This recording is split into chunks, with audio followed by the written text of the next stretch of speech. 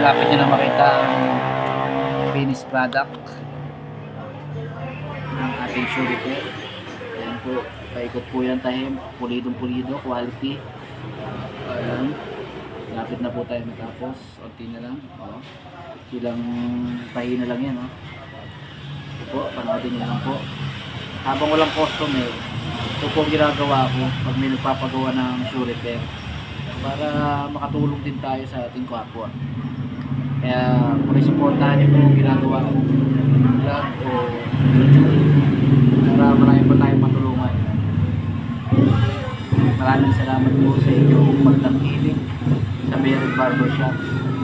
Nawa pagpalain po tayong lahat. God bless all and all the people and all the brotherhood and also our Bonify phase 1, phase 2, phase 3, phase 4, phase 5, all the barangay Pinugay that we live in our barangay. Thank you very much. Shoe repair lang po ito. At salamat sa pagtangkilik niyo sa Beryl Barbershop. Matigas po kasi pero pinupulido po natin bago tayo mag-break. Ngayon po tayo dito sa Beryl Barbershop habang wala akong customer na gupit, pero pag may dumating, stop muna. Tigas agay.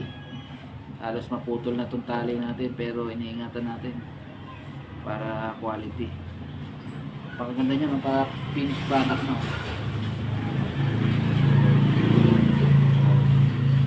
Tahing-tahi po yan.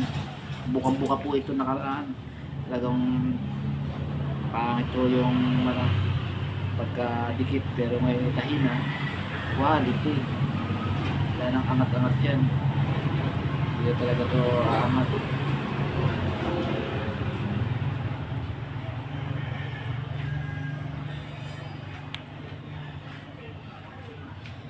Bago tayo natuto nito, talagang marami tayong pinagdaan ng sugat sa kamay. Tagal na akong tatahi, siguro mahigit 10 taon na. Sa barber, siguro mga nasa 20 years na yata, 15, mga ganun. Pero namamalagi pa rin tayong mababa ang loob.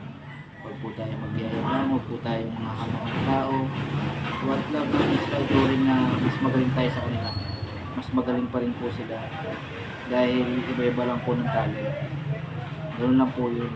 Yan po ang aking pamantayan at maraming salamat po sa inyong panonood. God bless po.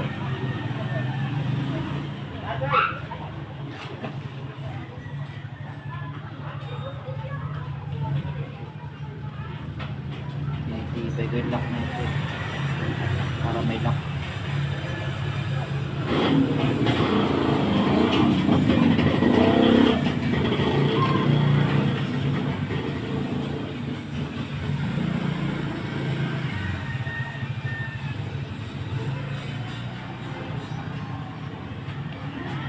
Tigas.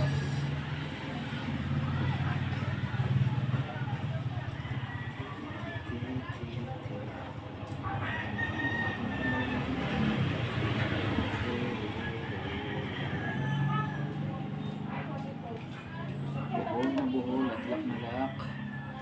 Yan. Di basta-basta to.